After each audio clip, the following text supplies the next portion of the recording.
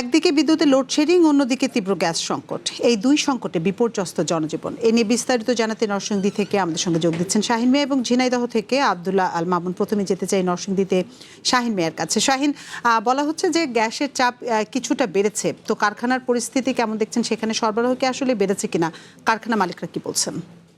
নগদ নিয়ে এলো হার না মানা হার অফার। সর্বনিম্ন 10,000 টাকা রেমিটেন্স নগদে পাঠালে থাকছে স্বর্ণের হার জেতার সুযোগ।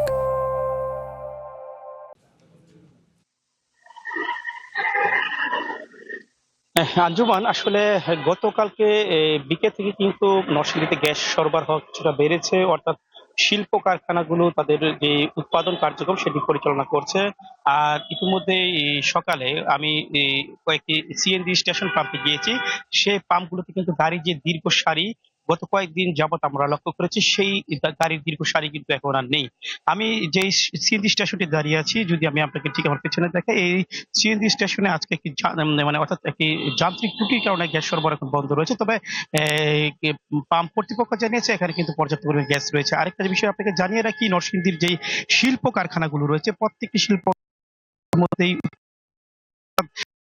এখানে এই শূন্য মাত্রায় চলে গেছিল উৎপাদন। এখন তারা ৭০ থেকে ৮০ ভাগ মানে মেশিন কিন্তু তারা চালু করতে পেরেছে, এবং বাকি ২০ ভাগ মেশিন আগামী ২-১ দিনের মধ্যে চালু করতে পারবে বলে জানিয়েছেন। এছাড়া আমি কথা বলেছি নরসিংদী তিতাস গ্যাস কর্তৃপক্ষের সাথে। তারা যেমনটা জানিয়েছে, অর্থাৎ আগের তুলনায় গ্যাসের পরিমাণ কিন্তু বেড়েছে, পর্যায়ক্রমে আরো বাড়তে থাকবে। গ্যাসের যে একটি সংকট, এই দুরবস্থা ইতিমধ্যে কেটে গেছে বলে তারা আমাকে জানিয়েছে। এছাড়া শিল্প মালিকরা যেমনটা জানিয়েছে, যদি গ্যাসের সরবরাহ আগের তুলনায় না বাড়ে তাহলে কিন্তু আবারও উৎপাদনে ধস নামবে। আর যে পরিমাণ গ্যাসের এখন চাপ রয়েছে, এই চাপ দিয়ে হয়তো মেশিনগুলো চালানো সম্ভব, কিন্তু শতভাগ উৎপাদন সম্ভব না। আর যদি তারা প্রত্যাশা করছে যে কিছুদিনের মধ্যে হয়তো গ্যাসের যে সরবরাহ একেবারেই স্বাভাবিক হবে আর তারা পুরো উৎপাদনে ফিরবে। নরসিংদীর ছোট বড় মিলে কিন্তু প্রায় ১,০০০ শিল্প কারখানা রয়েছে। প্রত্যেকটি শিল্প কারখানা, বিশেষ করে যারা গ্যাস নির্ভর উৎপাদনমুখী শিল্প প্রতিষ্ঠান, সেই প্রতিষ্ঠানগুলো কিন্তু গত ১ মাস যাবতই উৎপাদন করতে পারেনি, অর্থাৎ তাদের উৎপাদন ধস নেমেছিল।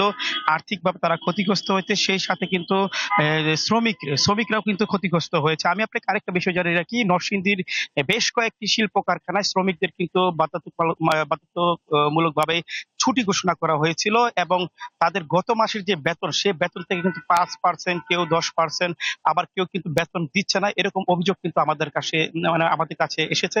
আমরা আসলে কয়েকজন শ্রমিকের সাথে কথা বলেছি, তারা যেমনটা জানিয়েছিলেন যে অর্থাৎ তাদের যেই গ্যাসের যে সমস্যার কারণে তারা কাজ করতে পারেনি, সেই জন্য শিল্প মালিকরা তাদের বেতন দিচ্ছে না, আর বেতন না দিলে তারা সংসার কিভাবে চালাবে।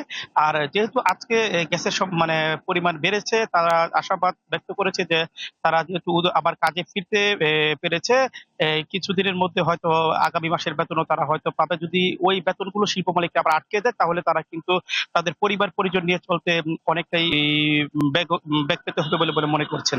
আমি আপনাকে আরেকটা বিষয় জানিয়ে রাখি, নরসিংদীতে ইতিমধ্যেই কিন্তু এই বেশ কয়েকটা শিল্প কারখানা বয়লার মানে কাঠ পুড়িয়ে বয়লার চালাচ্ছে, অর্থাৎ তারা কিন্তু এই যে গ্যাসের চাপ না পাওয়ার কারণে অনেকগুলো শিল্প প্রতিষ্ঠান পর্যায়ক্রমে অর্থাৎ গাছের যে লাকড়ি আছে, লাকড়ি দিয়ে কিন্তু বয়লার পরিচালনা করছে, যার ফলে।